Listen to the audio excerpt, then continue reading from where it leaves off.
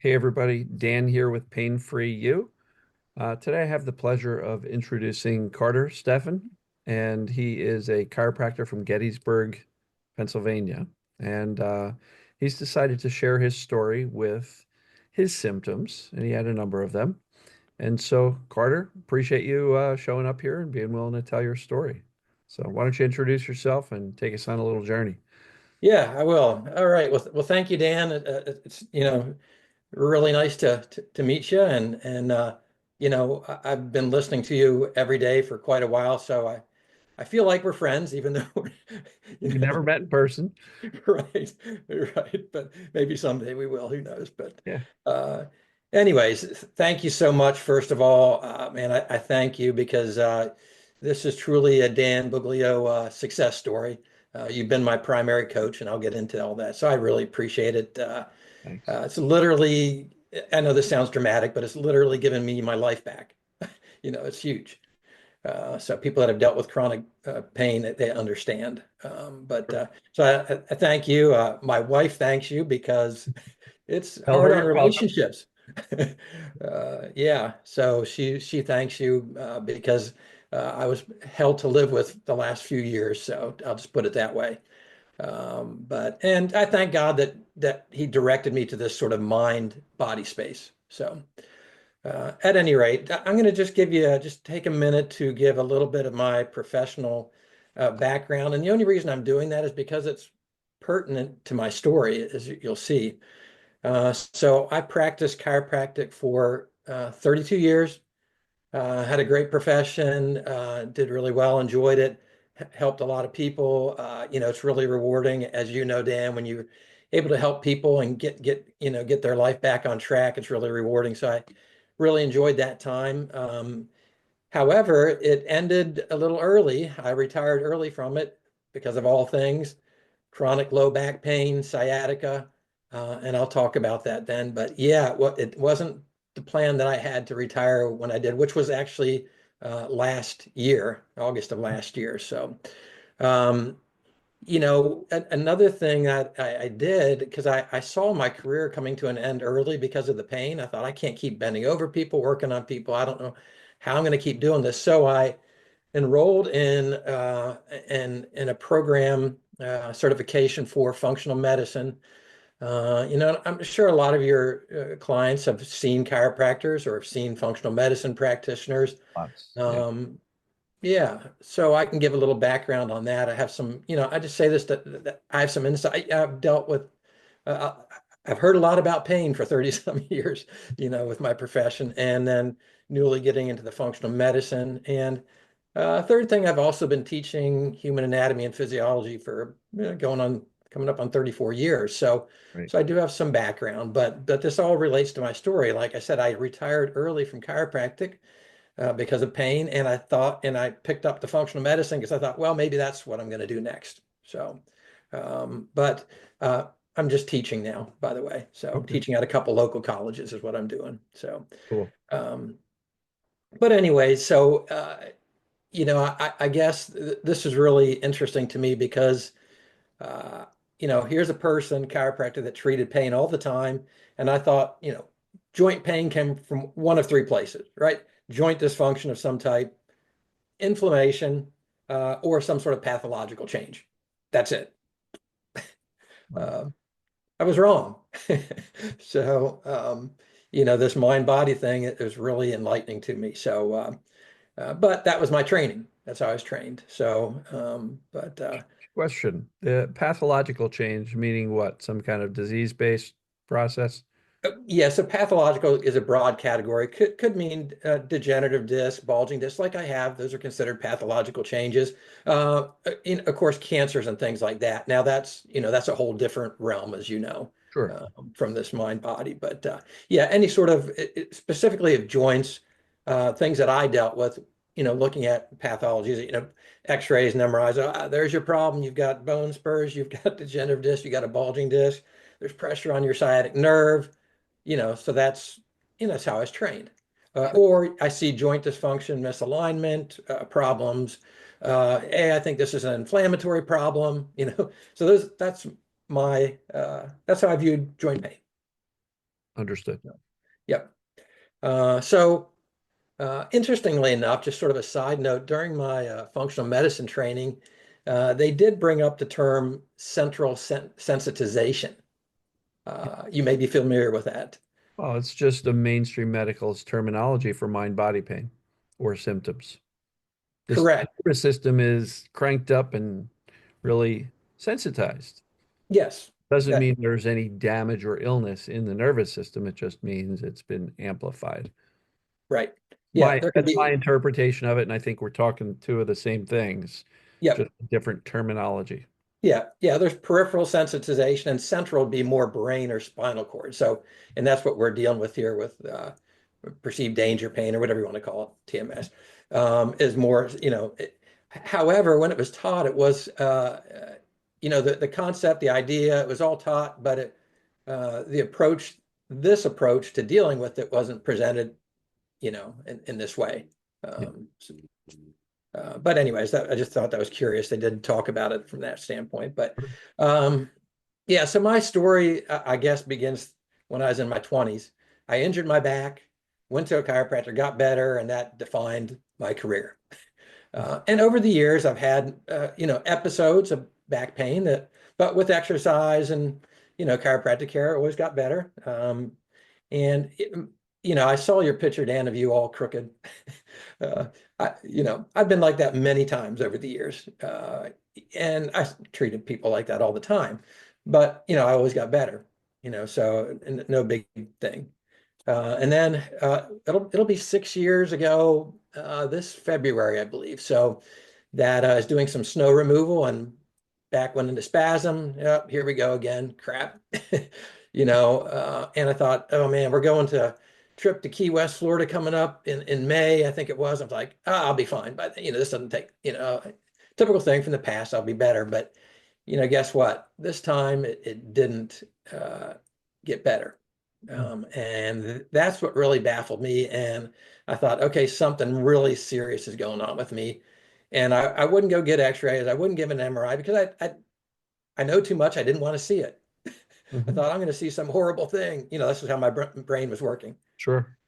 So I didn't for quite a while. I eventually did get some pictures, but anyways, it just didn't get any better. And um, over the next 6 years, I kind of wrote down just to keep it concise all the different things that I tried. Obviously, chiropractic care. A friend of mine's an excellent physical therapist. I was already doing an exercise program, but I thought, I'll go to him and see if he has any other advice. Did that. I have a friend, doctor, he's an osteopath. He does osteopathic manipulation, craniosacral therapy. I did that with him. He's a functional medicine doctor as well, so I tried things that he thought of to try. We even together thought, well, maybe we're in a big Lyme area. Maybe Lyme's causing inflammation. We did a little treatment for Lyme. Tried a number of different things that way. And it wasn't that any of these things didn't help because they gave me some relief, but I was still in chronic pain. And when I say chronic, I want to say 24/7, but when I was asleep, I didn't notice it. I, There I were times, always point out 24/7 is an exaggeration because if you can sleep, yeah, maybe it's 18/6, yeah, not 24/7. you're right. And however, sometimes I did wake up.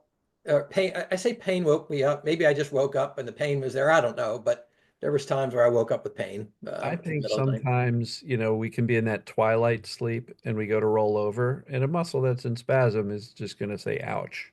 Yeah, If it's something subtle like rolling over, and then we wake up from the pain, uh, but I understand your point. It yeah, can yeah, be yep, there yep. with our conscious awareness, but I think there's some degrees of conscious awareness between completely out cold and wide awake. There's a lot Agreed. of gray area in between. So Yeah, that makes a lot of sense. That makes a lot of sense. But so I did that. I did acupuncture just once. Then I thought, well, I'll get a little more aggressive. I did something called PRP, plasma rich platelets. which I had some patients real success with like torn rotator cuffs, things like that. They basically draw your plasma. If you've never heard of this, you go in the morning, they draw your plasma out, they concentrate it. I had about 30 injections into my lumbar spine. It was not fun, painful, but I thought, you know what, I don't care if this helps. Had that procedure done. It did help some, but it still wasn't fix, cure. I don't know whatever term you want to use. Curious, 30 injections over how many treatments? Okay, so one treatment for 30 injections up and down. Yeah, so they basically go in and in your plasma are growth factors. So they inject it into different ligaments and things to Right. strengthen them up. I was So just curious the frequency or yeah, how that worked, but one yeah, treatment with yeah. multiple injections. One, Sounds one fun. treatment, one treatment, and yeah, they do it under a fluoroscope, a moving X-ray, so they can see right where they're putting the needle. It's like getting an epidural injection, and it's to create some stability and so forth. But Mhm. at any rate, I did that. That doctor was great. Everybody, my friend that's the osteopath, he's excellent. My physical therapist friend, everybody, my partner that I got chiropractic care from, everybody's really good. So then I thought, okay, so now I'm still getting desperate. My world's getting smaller and smaller. As it does, you do less and less. So I started to move into some things I really didn't want to do. I didn't want to start a bunch of meds and cortisone injections, but I did. I went and had epidural injections. I got a median nerve block branch. So stuff that I'd sent patients for, but I wasn't really crazy about them because I just don't like the idea of shooting cortisone into the body or deadening nerves. They're there for a reason. So I just didn't like doing that, but I did it. Over-the-counter medications. I was on gabapentin, tramadol, low dose naltrexone. I tried a lot of different things. And then I also consulted a surgeon. I was getting desperate, and I'm like, I come from a chiropractic background. We, discourage surgery, and there's times I sent people for surgery that I felt were necessary, but it wasn't something I ever wanted to do. But when you're in that kind of pain and you have no hope, you get desperate. Sure. Um, had a great surgeon, and he spent a good bit of time with me. We just kept looking over, had CAT scan, MRI, X-rays, went over all that, and we both determined, hey, it's not surgical, which was great. But if we thought it was, I would have done it. And I'm glad that we didn't think it was. And I did it because that wasn't the problem. Right. Right. So my MRI CAT scan. So what was on that? Well, bulging disc on the sciatic nerve. I had sciatica. I had bilateral low back pain. I had degenerative discs. I had facet joint arthropathy. I had bone spurs, osteophytes, these things called perineural cysts. I had a lot of crap on my pictures. Okay. Mhm. So I thought, okay, that's the problem. I got all this crap going on. No wonder I'm in pain. Um, but I also knew there's one thing that was always in the back of my mind, because I look at these things all the time with my patients. I'm like, crap, I've got patients that their images look worse than mine, and they're not having the pain I have, or I had, images in certain areas where they had a lot of degenerative changes or pathological changes. They weren't having any symptoms there. Right. So, and I always knew the studies that, MRIs, CAT scans, they're not reliable Right. always. They're not But of the cause. They are a reliable picture of what the body looks like, but that doesn't necessarily mean it's the proof that that's what's causing the symptom. yeah, yeah, yeah, exactly. And I'll get to my success story, and that's part of what helped me with my success story is understanding that. But Mhm. Right. um, yeah, so despite all those interventions, and again, and as I took my functional medicine training, I thought, okay, I'm going to try some of these principles I learned. Maybe it's a gut issue for me. So I addressed my gut. I mean, that's a biggie in the functional medicine realm, gut, everything's gut. So I did that. I thought, well, I got to eliminate all the inflammatory things. I got rid of what we call the big five. I got rid of my sugar, dairy, corn, soy, all these big inflammatory foods. I did them all one at a time. Didn't help. So I thought, well, I'll do I'll eliminate all of them from my diet. And it still wasn't getting better. So I'm like, okay, that didn't work. So, I mean, I tried everything is the point I guess I want to get across.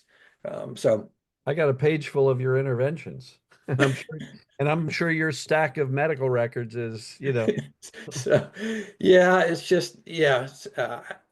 I did a lot of things, and there's always like I learned something new. Oh, maybe this is going to be the key, But anyways, despite all that, my world got smaller and smaller. I couldn't sit for long. I couldn't stand for long. I couldn't lie down for long. I couldn't do anything for long. I stopped bending over. Bending over was painful. Lifting, I stopped lifting. I couldn't do yard work anymore.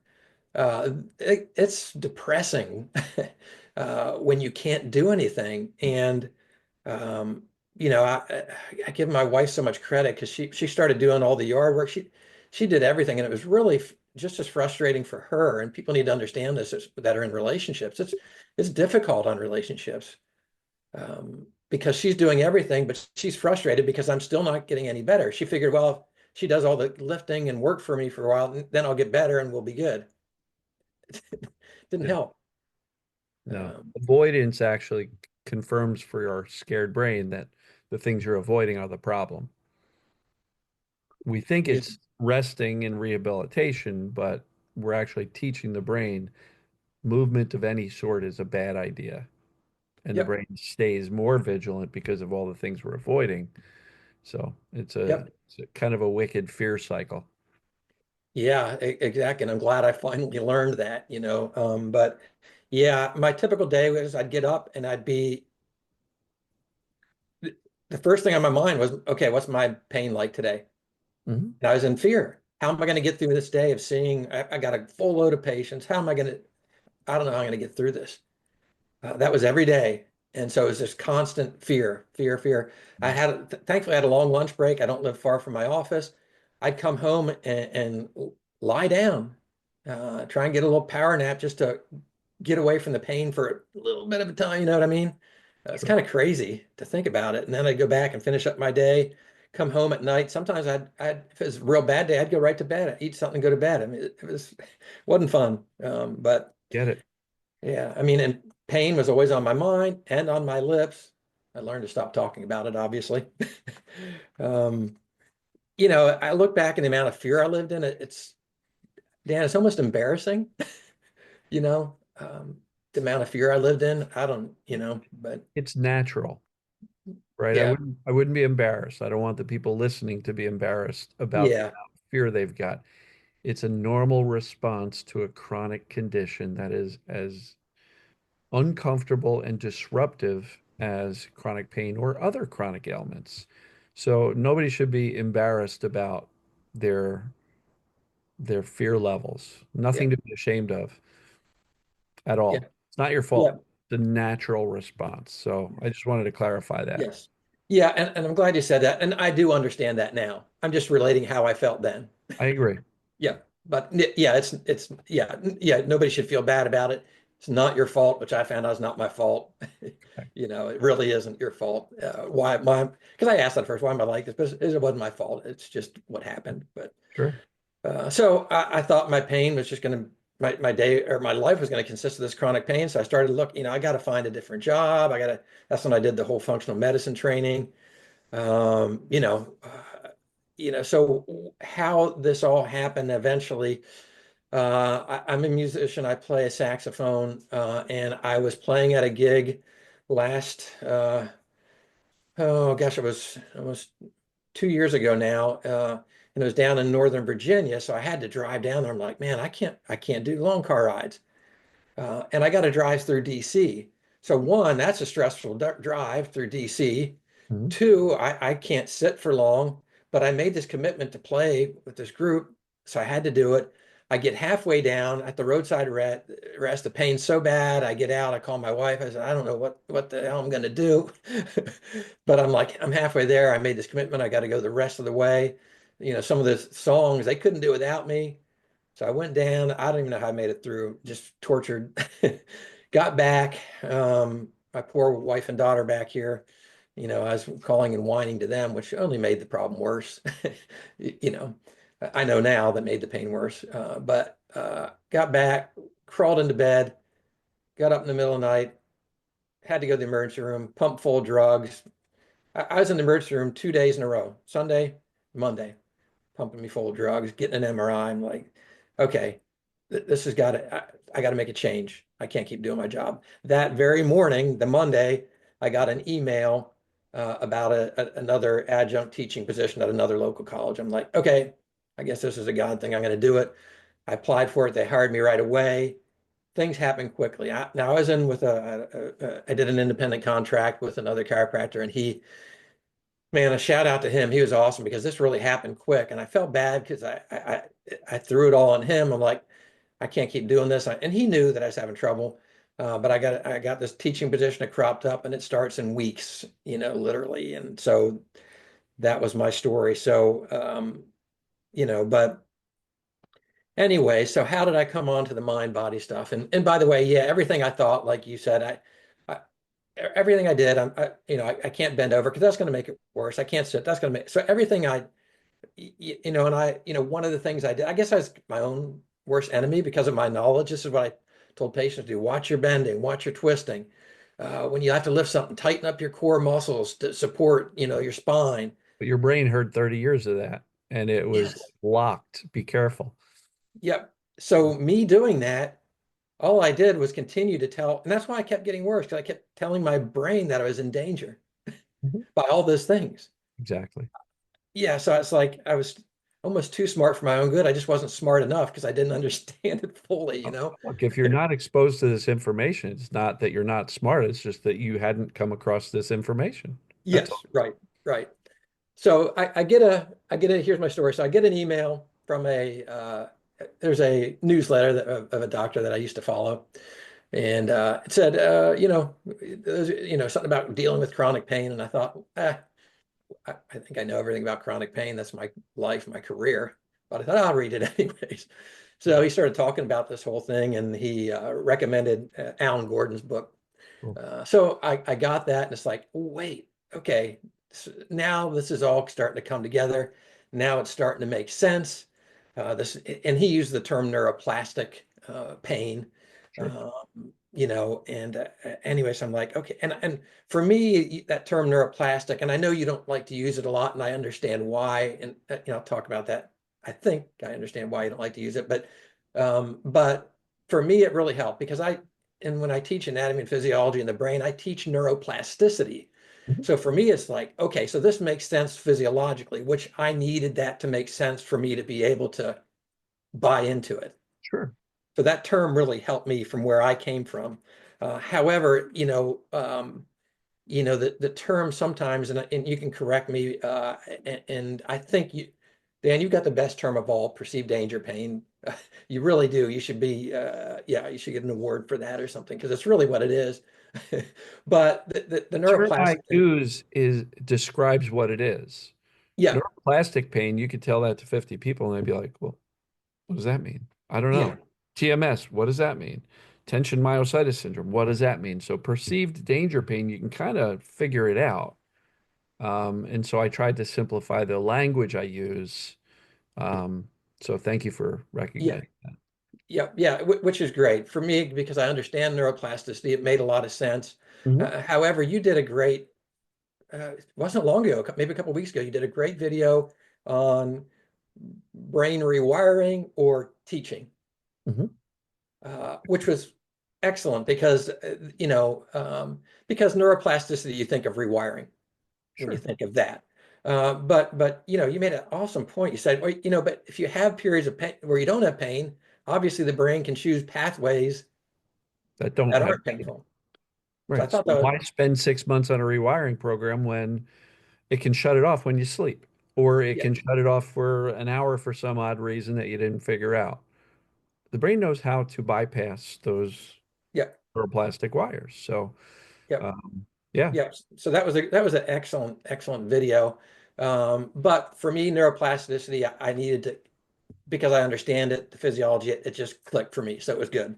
But perceived danger pain is a better term, in my opinion, for most people. So anyways, I started following some of the things in Alan's book, particularly somatic tracking. He's very big. He's very big on somatic tracking. And I started following, looking at YouTube people and just looking up somatic tracking and doing all the somatic tracking was the main thing that I did. I Mhm. didn't do the journaling thing. I did some meditation. Um, so I started doing some of those things and I saw some differences, but it just wasn't, it just really wasn't getting there like I thought I should. Maybe I need to be more patient. Maybe I just sucked at somatic tracking. I don't know. But, It's a and I tool. know it works for people. It's a Uh, tool yeah, to observe symptoms from a standpoint of curiosity, yeah, right? yeah, So yeah, exactly. So depending on anyways, that's your when fear, I, depending on your fear levels, that may or may not resolve the amount of perceived danger that you've got. yep, yep. So, Yeah, and then I came upon your videos and rest is history. I've been riding with Dan ever since, so which has been excellent for me. And then, yes, it was a good thing for me. So the thing that you do well, it kind of like we just talked about with the neuroplasticity, you keep it simple. It's not complicated. We don't have to do a million steps because then once you try to do the million steps, then okay, if well maybe I left this step out, or maybe I didn't do that, or maybe I should have done this, or maybe I need to do it more often. But then that always goes back to fixing, right? Uh, what are you fixing? yeah, right. So you making it simple really helped me out. So my main couple secrets to success were the biggest thing was I decided I was going to live life again. I don't care if it hurt more. I was going to live life. Mhm. And I started doing it. I'm telling you, Dan, for 5 years, I walked upstairs sideways because if I walked up regular, it caused more pain. I mean, so that's how ridiculous it got. But I thought, I'm going to start living like, okay, did I have flares? Yeah. But I'm like, okay, I'm all right, because I know what it is now. Yeah, I know what it is. the So clarity I'm is going to so be important. okay. And it's funny story just happened earlier this year. So this all started back in February of this year when I got read Alan's book. Mhm. Um, and I probably got onto you a couple months after that, but maybe end of March, April, something like that. But uh, I was teaching a class, and my office is on the second floor. My classroom is on the first floor, and it was a test day and I was one test short and I handed them out and I thought, oh crap, I have one upstairs. They already started the test except for one person. I thought, okay, I got to get upstairs, get another test and get down here. And they're going to be, nobody's watching them when I'm away. So I went to the stairs and I sprinted up them two at a time. And I got to the top and I'm like, what the heck did I just do? I Right. can't do that. But you But could. yeah, but I can, and I had no repercussions. I'm like, yes. So that was kind of a breakthrough. That was one of the breakthrough moments for me. That spoke a lot to me. An accidental success. It was an accidental success. That's a great way to put it. So, Brilliant. and did I speak to my brain? I did speak to my brain stuff. Not so much telling myself, not that I never said it, but I wasn't constantly saying you're safe, you're safe, you're safe, or whatever. I just gave it the correct information. I know what this is. Go on Dan's assessments. I did the assessments, neuroplastic all the way, perceived danger, pain, whatever term you want to use. Mhm. Uh, then I also knew about the MRI, CAT scan studies that, people in their 30s or 20s, 30% of them have bulging discs with no symptoms. When you get to 50, it's more like 60 some percent. When you get to 80, it's 80 some percent.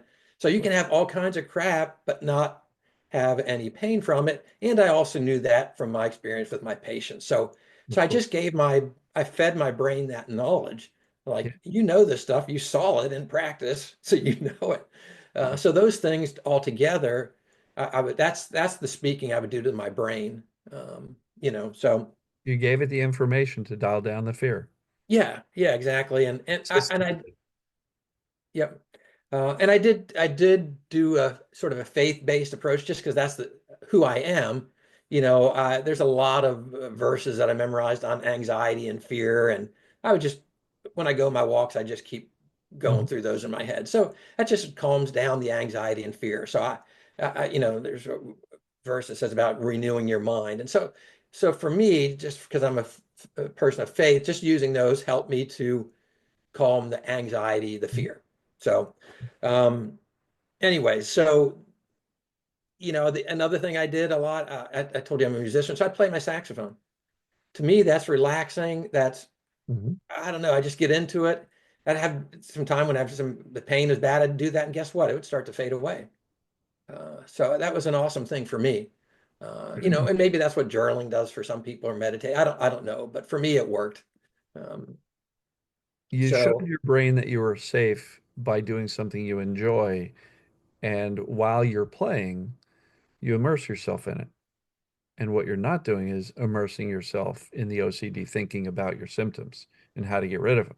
You said, I'm going to engage my brain over here. And when you do that, the brain's not over here rolling around in the muck of chronic pain or symptoms and how to get rid of them. That's why I say, focus on living your life, stop fixing, live your life more. Brilliant for you, being willing to experience the symptoms in order to get rid of them. yeah, One of the recent success stories we did with Megan, she had a brilliant quote, which was, living my life was my rehabilitation. yeah, that's awesome. And I think that is so critical because you can't sit at home, practice, practice, practice. I'm move here, move there, and now I'm fully better. Now I can go live my Yeah, life. No, you get better by living your life and knowing if symptoms show up or increase, you know what it is and what to do about it. And so I love yep, that. Sounds like that's exactly what you did intuitively. I'm going to yep, live my life. And you hit probably the same point I did where I was just sick and tired of being sick and tired. And I just said, I'm going to go do whatever I need to do anyway. yep, Brilliant. yep. Yeah, and you have to have those days of pain to get over it. You're That's gone. part of the teaching process. You have to have those days of pain. And I would tell myself that, but I would keep doing stuff. I guess I came down to, did the knowledge help? Did the just living life? For me, I think, All of it. the old saying, actions speak louder than words. I think for me, just doing communicated a lot to my brain. Because I ran up those stairs. Hey, I can do that. Hey, honestly, a few weeks ago, I got on my daughter and son-in-law talked me onto a roller coaster, which I thought those days were over. Yeah, And I will say I was a little scared when I got on it. A little sure. fear started to creep in. What's this?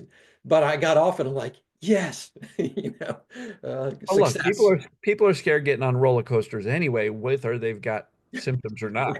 So Right, they're right. So designed to scare us. yep. That's awesome, though. Good for you. Yeah, so that was great. And then something I heard, it wasn't too long ago. It said, uh, fear is the how to say, fear is an abuse of the gift of imagination. And I started to think about that because that's so true, because I would start to imagine my life with chronic pain. I have grandkids. I'll never be able to play with them. I can't lift them up. They reach up to you, want lifted. I can't do it. And they're like, hey, stay away, don't bother, they call me Poppy. Don't bother Poppy. You're going to hurt his back. And I was like, and that's how I envisioned my life, my imagination. So fear really is an abuse of your imagination because you start to imagine this horrible life. And I, and I had a patient who was a medical professional. That's all I'll say, but he was just crippled with chronic pain, using a walker. And I'm like, is that what the hell I'm going to be like someday? Scary. Yeah. And that was my imagination, so fear. So that is it really is an abuse of, because imagination is wonderful. But when you abuse it with fear, and so I had to start imagining myself being able to do all those things Mhm. and use that gift properly. And that was important to me, Yeah, to that's do brilliant. that. Love it.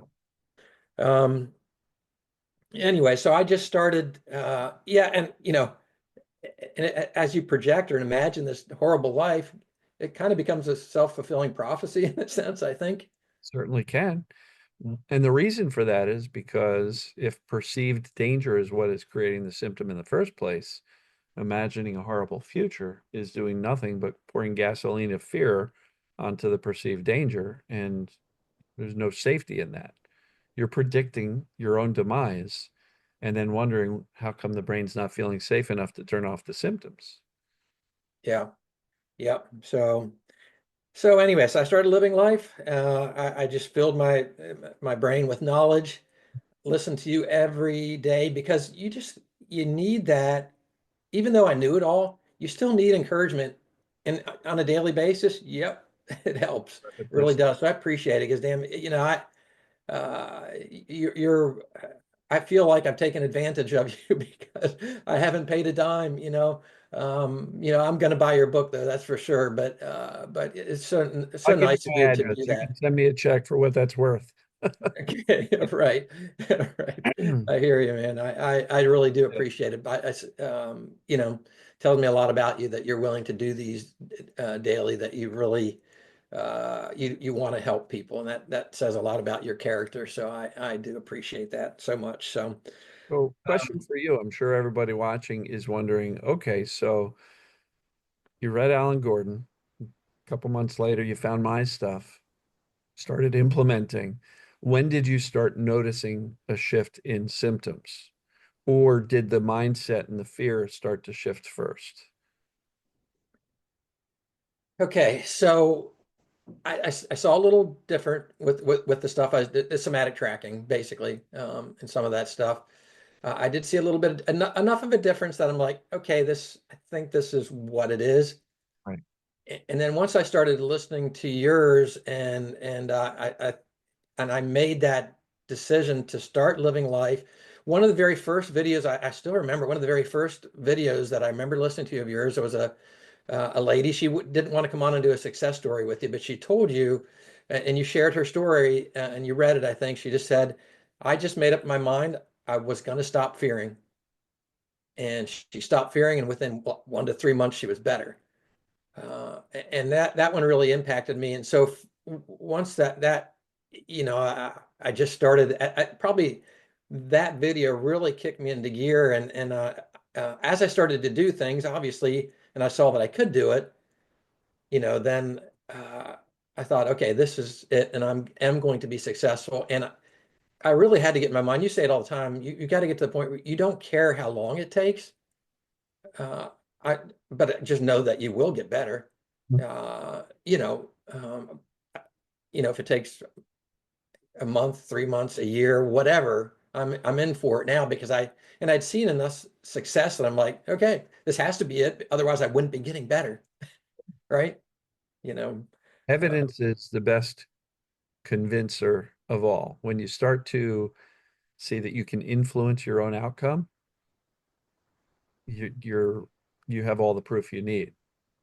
And yep, then you realize, okay, I may not have complete control, but I can influence this by doing the things I've been doing, and I'm seeing some results. So, home run, yep, that's proof. Let me keep going. So, brilliant.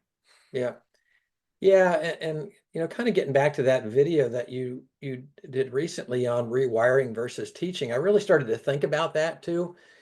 And in physiology, we teach this idea of homeostasis. Our brain, for a lot of homeostatic mechanisms, you have these feedback loops, and your brain a lot of times is what we call the control center. Yeah. So right, so your blood pressure goes up, right? So it sends information from these peripheral receptors to your brain. Your brain says, pressure's going up. So it sends a signal back saying, hey, slow the heart rate, dilate your blood vessels, blood pressure comes back down. Or, you go outside, like this time of year, it's cold out.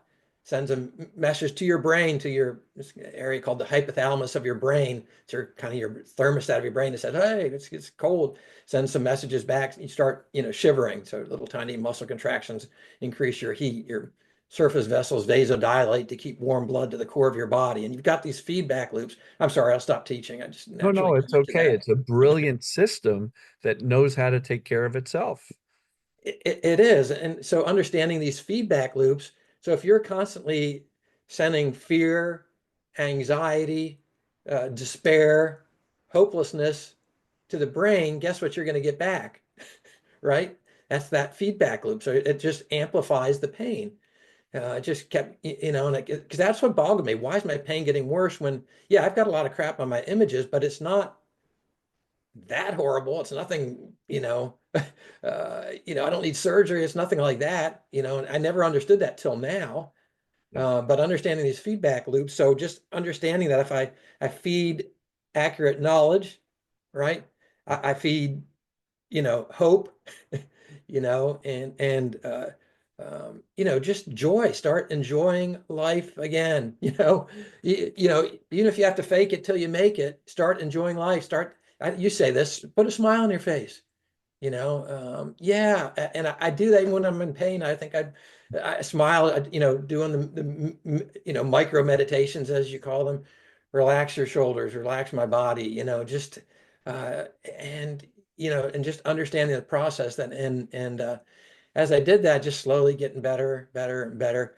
And I did, just in all honesty, I did have a recent flare. And I'm like, okay, but I instantly, okay, I know what I got to do, you I know know, what it is. and I got it to calm down. Mhm. It was no, I mean, I didn't like having the pain, but it was no big deal in the sense that I knew what it was and I knew how to do it because it wasn't really precipitated by doing anything. I did a lot of driving, which was something I could never do. However, I knew at this point that sitting for long periods is not a problem. Bending is not a problem for me. Twisting is not a problem. Lifting is not a problem. But I think, probably my muscles got a little tighter, stiff, with that. And then so instantly it kind of reverted to that Sure. worn in pathway, possibly. Danger alarm went off. Yeah, the alarm went off, and so I just had to diffuse it, and you Nice. know that uh, that was another little helpful thing for me. I remember the one day I was, or one bathroom I had, was taking a shower, and I'd left the door open, and there's a smoke detector out in the hallway. Well, moisture will set off a smoke detector, and it set it off, and I'm like, okay, and then it just clicked. Okay, it's a false alarm, right? Which is what this is. Sure. Okay, it's a false alarm. There's some sort of signal, but it's not a dangerous signal, but my brain interpreted it as danger. So I thought about that often with when that happened to me. So that was another thing I thought about often, that just reminding myself what I already knew. So Yeah. um, so through education, understanding it, and I'm going to say this. This has been one of the most difficult things I've ever had to do.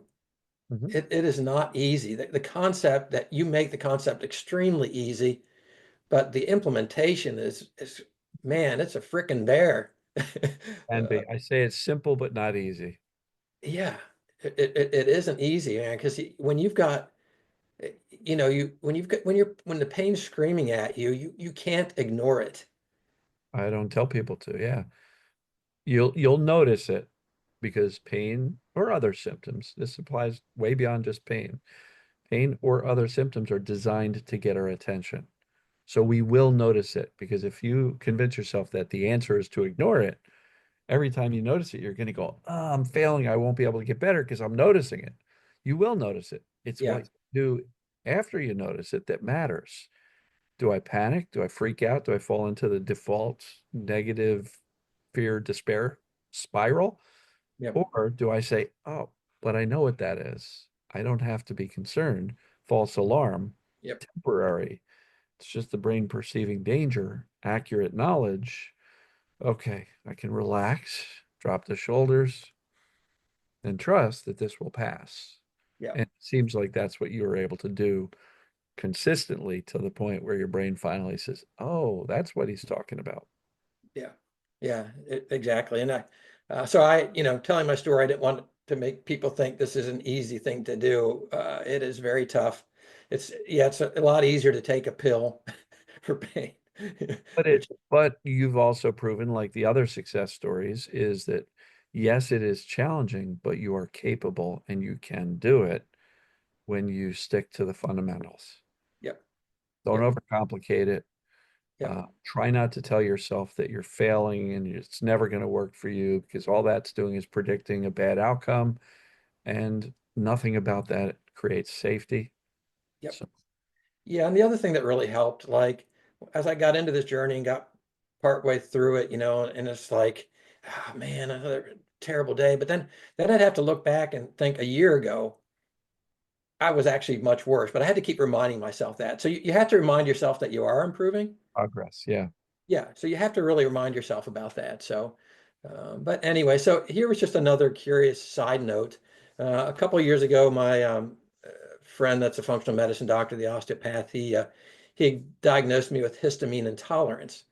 And I would, if I ate high histamine foods, I would literally break out, my whole torso would break out on a rash. I mean, it was real. Um, and and it was a real bummer for me because I'm a big fan of fermented foods. I like them and they're very healthy, you know. I'm like, crap, this stinks. But I just noticed more recently, I don't get that anymore. Your system has settled down. What I talk about is sensitivities to things like histamines, even chemicals, foods, so- visual sounds, even EMFs, stuff like this. Those sensitivities are generally, in my opinion, a volume issue where a hypersensitive, hypervigilant brain says those things are dangerous. We have to be extra careful. So, case of chemical sensitivities, the brain can literally make the sense of smell more acute, Yeah, heighten it to keep us safe. So things like histamines, what you've proven is once your brain felt more safe overall, it was not as sensitive to a normal level of histamine. yeah. Yeah, that gets back to that whole idea of Down. sensitization that we talked about at the beginning. Mhm. Those pathways do become more sensitive. It's physiological. It actually it's real. Yeah, people's sense of smell can really super heighten, you know, But what's controlling it all? The control center. yeah, So that is so that's true. why I always say we got to go farther upstream because if we're trying to fix the body parts, we're not going upstream to the root Yeah, cause, which is the brain that's working perfectly, flawlessly. It's just operating on misinformation and fear. yeah, We correct the misinformation, dial down the fear, the brain's going to do its job much more yeah, effectively and efficiently. yeah, yeah. And you reminded me of something I did want to share too. One of the other secrets to my success was I had to stop doing treatments. Uh, I stopped doing exercise, chiropractic. I stopped everything. You know, even though I thought some of the exercise was healthy, some of the back exercises are healthy things to do. I just stopped them. That was part of it too. Because You're, anytime you're doing things, you're telling your brain that you need fixing. So, but and people ask me all the time, is exercise okay? I said, well, are you exercising your core to fix your back, or are you doing full body workouts? yep, Full body yeah, work. Go to the gym, enjoy it. Work with you know, um, a trainer, yep, but yep, don't tell them you got back pain. Just, right, I want a full fitness. What do yeah, I do? Because if you tell him you've got some back pain, he's going to be like, well, we'll work extra hard on the core, yep, not fixing again. So yep.